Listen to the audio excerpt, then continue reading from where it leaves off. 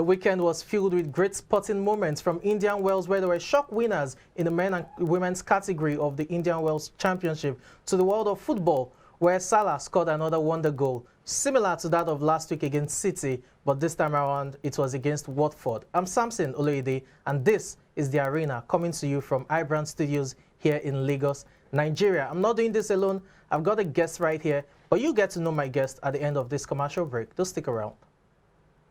You go enter market, just make you go buy fresh palm fruits. When you reach house, you go wash, you go pound, your body go dey pay you, even your fingernails go dey pay you. But make una no worry, make una relax. I get good news for una. Una don hear of Banga fresh palm fruit extract. All you need to do na make you go for the up, open am. Take the amount wey you want, put am for your pot. Which soup you wan make? Shey na egusi, shey na ogbono, shey na vegetable, shey na banga. My sister no waste time again, my brother no waste time again. Just go buy Banga fresh palm fruit extract. They go know say you sabi cook and you be better cook. Banga, come make your food yummy yum. Distributors needed nationwide. Phone number 081 63974447. 08035644436 07066638213. Banga fresh palm fruit extract.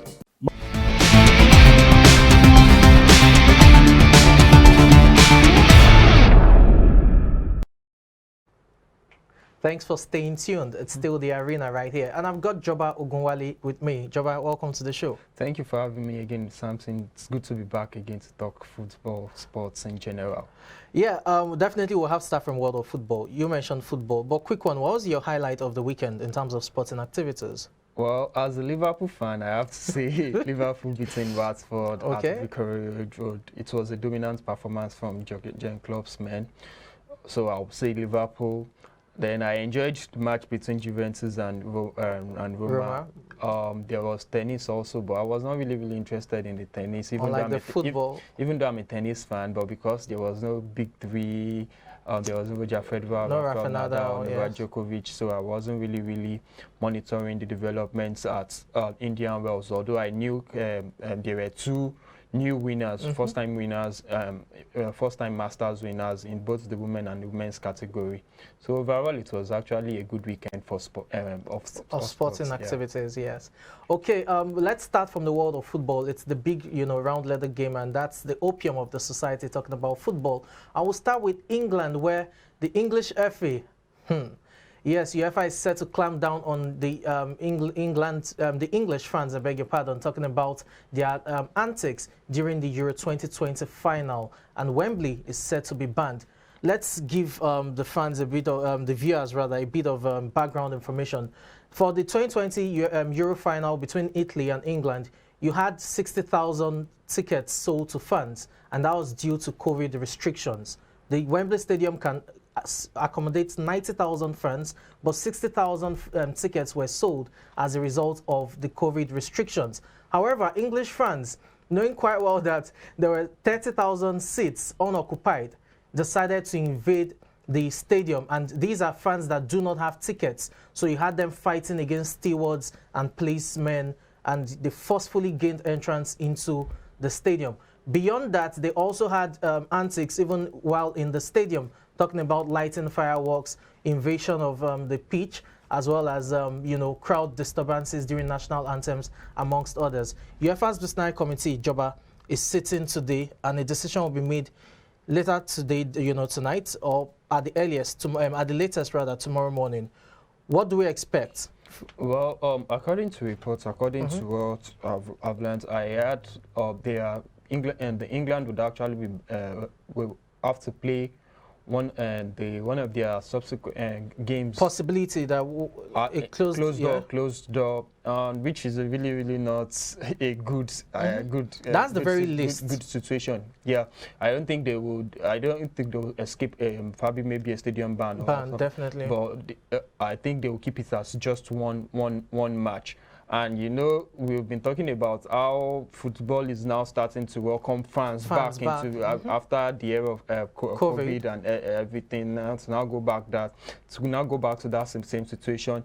But fortunately for them, I'm not really sure if it's going to affect them in the World Cup qualifiers, because that's a FIFA event and it's different from Euro 2020, which is actually a UEFA event. So I think the ban will probably come into place when the new Euro 2020 qualifier starts. I think probably in 2023 or maybe next year. For 2024 qualifiers. 2024 qualifiers also. So I think that's when the ban will will come into action. So for their games against, I think they play Holland and they play Andorra, San Marino. San Marino. They played Andorra last time out. Yeah, in their final World Cup qualifiers, there were fans in the stadium, but I think for their first game of the Euro 2024 qualifiers, they might have to play it behind closed doors. Well, that's, considering that it's just limited to a stadium, a match ban, because there's the possibility it could be 2 or 3. My concern is, are we getting back to the era of hooliganism in football, where we have fans invading the pitch, attacking referees or players, fighting stewards, police, personnel?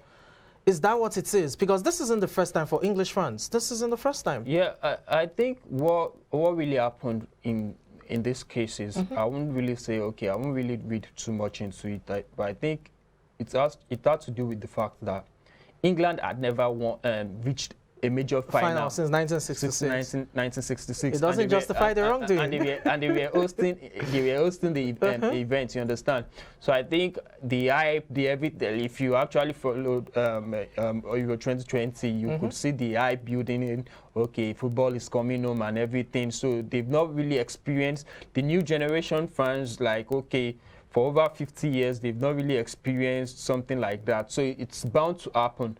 But what I would just say is that I think the blame lies with the FA and probably maybe the UK government also for not providing adequate security. Because the scenes pre the final was actually shocking. It was shocking. As you can see, the security operatives could not contain. They couldn't contain them. They could not contain. And the crowd in that stadium, they said it was 60,000 tickets that were sold. The crowd in that stadium, I'll probably say it's even more than 90. Because normally for stadium capacities, they would just say 90,000 is based on sitting arrangement. Yeah, it's not really the full stadium capacity. You understand? So I think the crowd in that stadium was actually more than 90, and we can't have that. And I think it's a problem generally for European football, particularly English football. They were banned. If you remember, English clubs were banned in the 1980s for illegalism and all that. And there have been also cases of reported cases of English fans going to for away games and clashing with the local police in the host country. So I think it's really a wake-up call for the FA and UK government. Hopefully they do better, because this isn't the first time we're seeing crowd violence talking about English football over the last 3-4 years. Remember Manchester City against Liverpool, their supporters in the Champions League, the attack on City's bus. We've seen all of these things play out almost week in, week out. There's also the Sean Cox, saga, talking about the Liverpool, supporter who was attacked with hammers and what have you. So it's something that needs to be looked at. And under UEFA's rules, the FAs are in charge, they are responsible for the conduct of their supporters, and that explains why it is the English FA that is being charged, and Wembley is said to be banned. But let's still talk about football and international football this time around, but move away from England or UEFA down to FIFA, the global governing body. FIFA's proposed biennial World Cup summit. Consultations are ongoing. Now they've decided to hold summits with international coaches. What do you think the coaches' proposition would be in terms of the actualization of this tournament? Well, I think for some coaches, the answer would definitely be no. Like, personally for me, I don't think the biennial World Cup is really what we need now. It reduces the value of the biggest football competition in the world. You understand? If you're having the World Cup every 2 years. I've been hearing excuses, the opinions of people like Pinnick saying, okay, to develop African football and all that, which is which is rubbish. Understand? He's a member of FIFA's yeah, executive. Yeah, you understand. If you want to develop African football, focus on your clubs and everything. Focus on your the league, domestic league. on the domestic league and all that. You've not even focused on that, and you're saying a biennial World Cup would actually. He's trying to keep his seat. but the truth is this: I expect maybe coaches from Africa, coaches from especially from the less fancied countries that are actually least likely to qualify for a World Cup to push for it as it gives them the chance. But I expect most European coaches and most American coaches, because those two organizations have come against it, that they are actually not going to send their players to a biennial World Cup. So I expect most of these players. For example, Belgian manager Roberto Martinez said is against the idea because it reduces the value. Then if you have a 2-year World Cup, it means probably maybe a player will have to get the chance to actually win the World Cup, maybe two or three times. Because right now, even for a 4-year World Cup, we still have players appearing in 3 to 4 or 5 World Cups. You understand? Now look at it now, making it 2 years World Cup. So he said the legacy of players like Pele, Maradona will be rubbish, because the truth is this: look at what's happening with Ronaldo and Messi now. People want to rubbish what Maradona and Pele did then, because they said football was being played when TV was still black and white and all that, which shouldn't be so. So in the future, if we have actually a 2-year World Cup, in the future generations will believe that probably maybe someone like Mbappe wins 5 World Cups, they will believe that it's the best ever. It's the best ever. So I agree with Roberto Martinez. So I think the European coaches and the South American coaches will actually go against the idea, and then I think coaches from Africa, especially the less fancied sides in Africa and probably maybe Asia, will actually want to push for the 2-year World Cup. So it's there will be votes in December, but there are still so many meetings set to take place between now and then. So I think we'll get a clearer picture. Let's hope that common sense prevails, because you wouldn't be shocked if this really goes ahead, despite initial, resistance from UEFA or CONMEBOL. We know the politics behind it sometimes. The thing is, I just hope probably maybe the UEFA and CONMEBOL actually back their awards a lot with action, because I don't think sponsors will pay for a World Cup without Messi, Ronaldo, the likes of Neymar, and all that. You understand? So if FIFA actually wants to help probably maybe the less fancy countries that are actually, they could create a separate tournament for them, you understand? Like probably maybe something like the UEFA Nations League and all that, which could expose some of the players from these countries, instead of now rubbishing on the biggest sporting competition in the world. But let's look at the financial aspect of things. Do you think because Arsene Wenger was the one who proposed the idea of biannual World Cup, being the FIFA's head of global development, but do you think it was money driven? Because a regular hosting of the World Cup would mean that more revenue for FIFA. Let's take 2014 for example, because 2018's details in terms of the figures were not released by the Russian Federation. But in 2014, when Brazil hosted the World Cup, FIFA raked in $2.1 billion in profit. The World Cup is actually the most viewed event in the world and all that. So you have to consider those are the things that sponsorships, TV rights, image rights. You understand? Even more than it generates more viewership more than the Olympics. You understand? So I understand where FIFA is coming from, but you need to look at it from the aspect of having too much games also. Because if you have a World Cup every 2 years, that means players will have to play a tournament every year. For example, now, Pinnick is clamoring for it and all that, but Africa does not even know what's next. What's going to happen with the 2023 Africa Cup of Nations? Because definitely that competition can't hold in January and February, because of the World Cup in Qatar. You understand? So now look at it like, okay, you are now having a World Cup every 2 years. The Euros is taking every 4 years. That means you're having a ton so many games. And this is the time you're still complaining that, okay, players are playing too many games and all all that, and you're not putting the players' health into consideration. Although I have less sympathy for the players also, because if I'm earning £100,000 per week and all that, I won't care about playing too many games. You will at some point. But the truth is this: the agenda, the 2-year World Cup agenda, is money driven.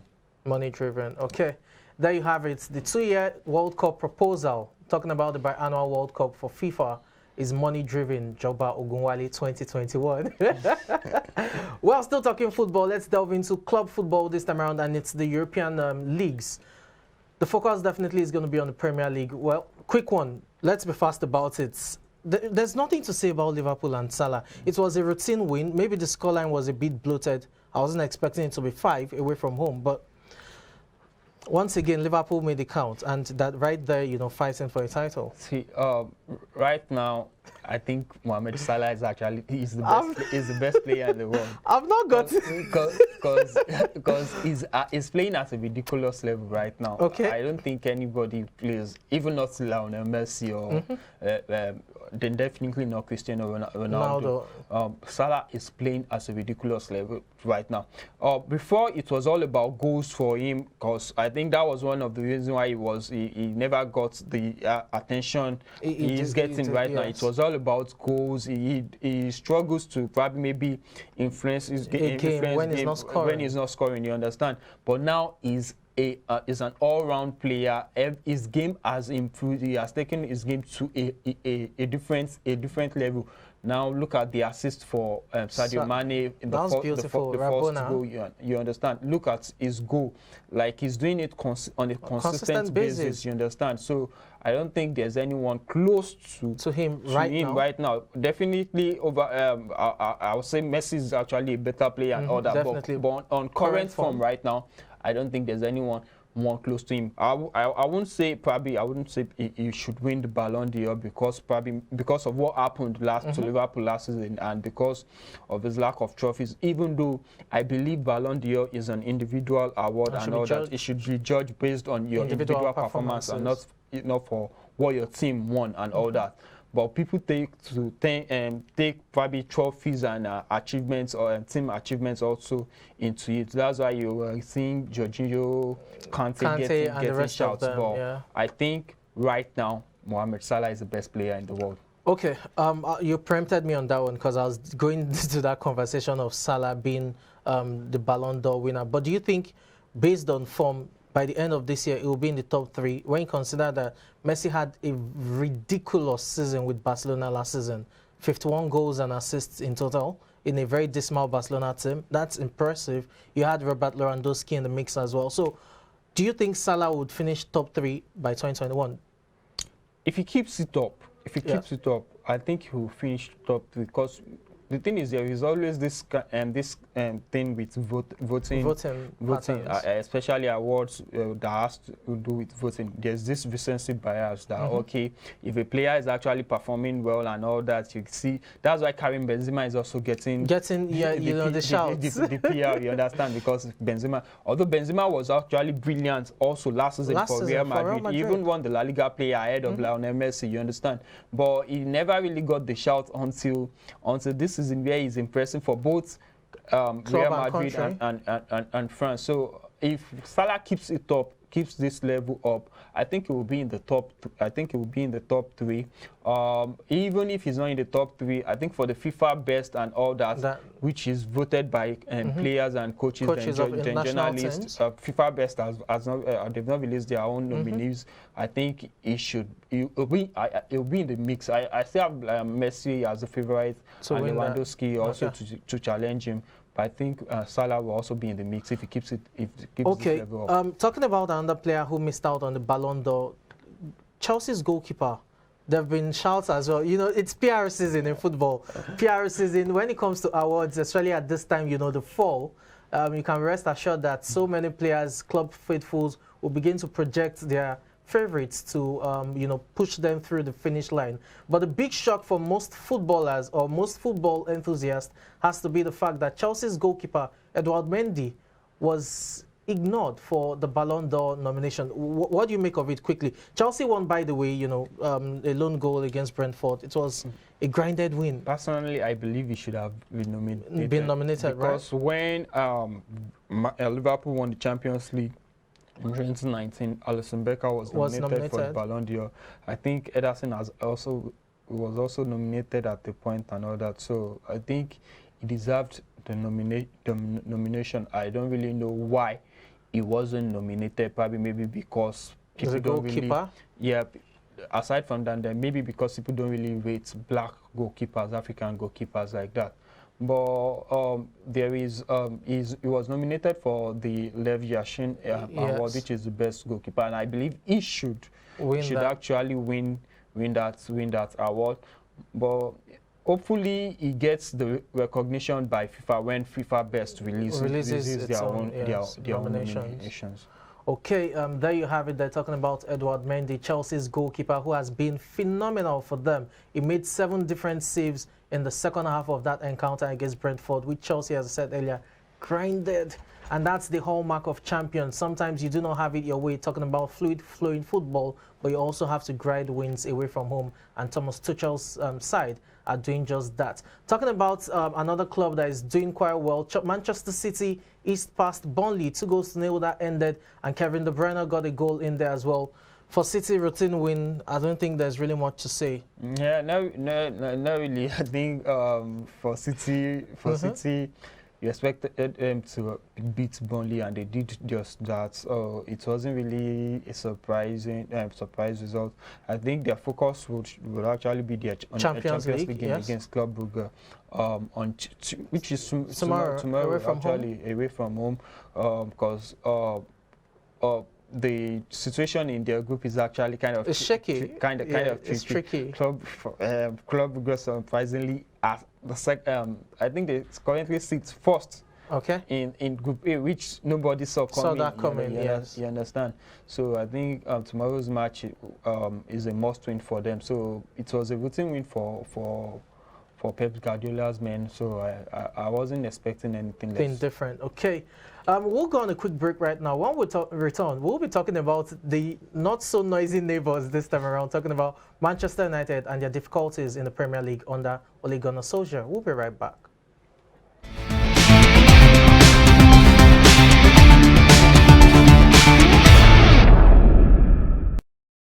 Mama, you're coming to Lagos. Banga. Baby, Mama just called me now. She's coming to see you. She asked me to tell you to make banga soup for her. And she's close to the house. Oh. How do you expect me to prepare banga in just few minutes? I have a solution for you. Really? Mm-hmm.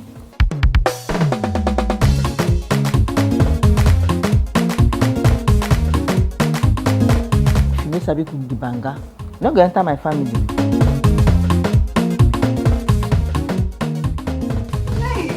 Pali banga is used in making other exotic dishes such as banga jollof rice, banga efo riro, banga asaro or yam porridge, banga egusi, and many more. Pali banga is easy to open, no preservatives, no cholesterol, and no coloring. Approved by NAFDAC. Manufactured by Pali Agro Products Limited. Available in all leading stores and supermarkets nationwide. Pali banga, natural palm fruit extract for tasty African cuisine. Powerful looks command respect, they say.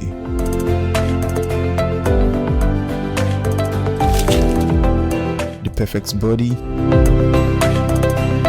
the perfect grooming, and ultimately the perfect skin.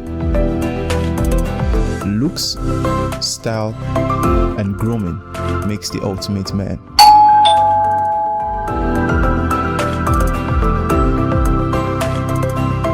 I've found a ridiculously easy way to make my skin always feel epic.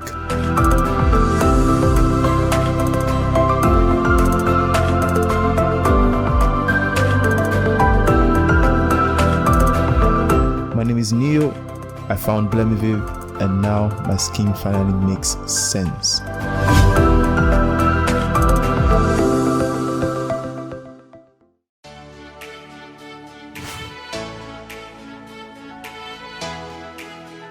Most people don't understand the magic of the perfect skin, the allure of a well-pampered skin. We bounce from skincare products to skincare products,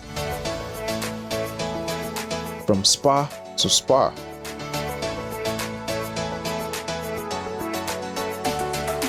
Looking for that ideal solution.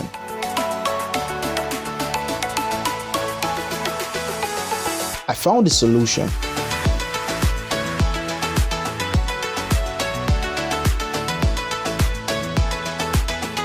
And it's Blemiviv Skincare and Spa. My name is Neil, and I'm proud to be a part of the Blemiviv family.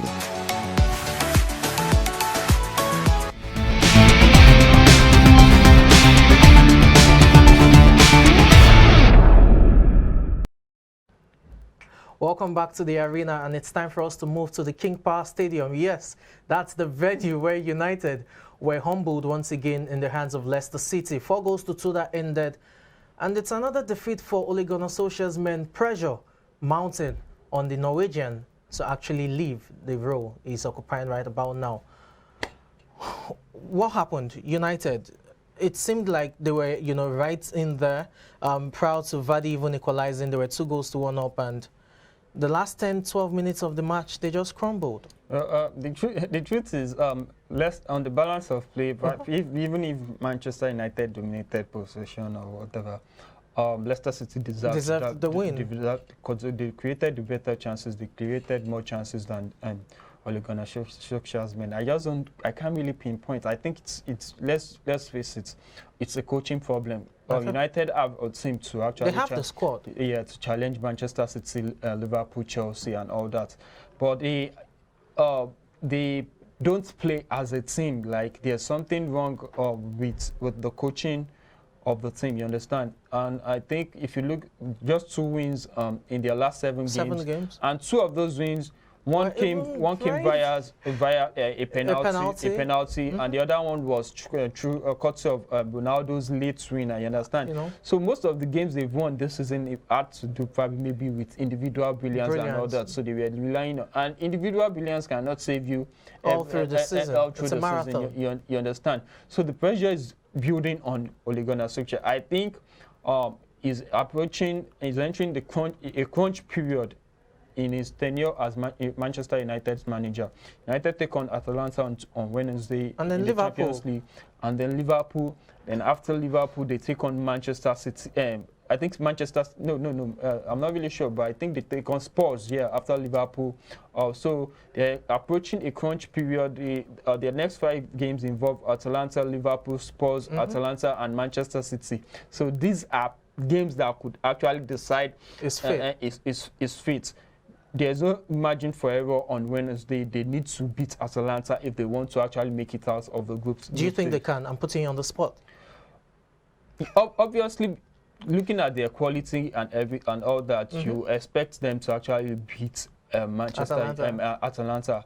But Atalanta will also go into the game with full confidence and all that. They beat Empoli 4-1 over the weekend. So you understand, and they are a very, very well coached side. So I would probably say it will be a difficult one, but I still expect their players, their star players like Bruno Fernandes and Cristiano Ronaldo, to come through for them and give them the 3 points they actually need on Wednesday. Okay, quick one. Ole Gunnar Solskjaer, we've just talked about, the crunch period he's going to face and all of that. Do you think he should be sacked? And if you think so, who replaces him? No, I don't think he should be sacked, but I think his future depends on what happens in the next 5 games, which I think would decide his fate. I think if he loses, if he's unable to stop the trot, I think at the end he goes after the game against Manchester City. And if they're going to make a decision, if you're going to make a change and all that, who comes I think I will probably maybe go for the likes of Antonio Conte or probably Zinedine Zidane, one of those 2 players. Then There is this Ajax coach also. And Ten Hag also. I think those are the 3 candidates that would really that I think Manchester United should go for if they want to maybe transition from a team fighting for top 4 to a team challenging for the league title. Okay, wow. For United faithfuls, this isn't, good times, but they hope for better days, and most of them are already chanting, Ole out, Ole out, Ole out, talking about Solskjaer being, reprieved of his role as the manager of Manchester United. It's a big club with pedigree, and they shouldn't be having, inconsistent results like they've had over the last 2 months. Away from football to the world of tennis, where it's the Indian Wells. It's regarded as the 5th slam of the year. Talking about it's the the Masters Championship, which is billed as the biggest after the slams. And 2 different winners, unexpected. You had Paula Badosa, the Norwegian, the British, going all out to defeat Victoria Azarenka. It was a shock win. Yeah, it was a shock one. I wasn't really surprised on the women's side because you tend to have that result on the WTA where people just spring up with surprises. You understand. I wasn't really shocked. I wasn't really shocked with the result also. Paula Badosa, the Spaniard, that's actually been one of the best players on tour this year. Actually, I think he came to the limelight at the French Open, where he actually made a deep run. Also, and she was also brilliant. Also, she was impressive, at least given her standards at Wimbledon and all that. So I wasn't really surprised. It's a big win for her. I just hope the problem I have with winners in the WTA is consistency. I hope the Badosa can actually prove us wrong. I really wait. I like her game and all that. So I hope this is just the first of many big titles to come. For Cameron, the Briton. What can you say? Last year and the last night's game was actually a 6th final and the 2nd title this year. Only Novak Djokovic has actually reached the same number of finals this year. So you have to really give him the credit and all that. And he beat some big names along the way. He beat Grigor Dimitrov in the semi-finals, and he has been playing brilliantly, especially after Wimbledon, where he lost to Roger Federer, I think, in the 4th round and all that. So it's really a good win for him. It took the win took him to inside the top 20 and 16th. And he's now the British world number 1, and it gives him a chance also to actually qualify for the ATP finals in Turin. So it's a good win for British tennis actually. But I just feel with the big 3 retiring very soon, I think we will have some this kind of results on the tour. Surprising results, talking about the world of tennis. And it's on that note we would have to call it a day on today's edition of the show. Thank you so much for watching. Joba, thank you so much for coming. My pleasure. I'm Samson, and the show has been The Arena right here on iBrandTV. Do not change the channel. There's still more content from where this came. Thank you.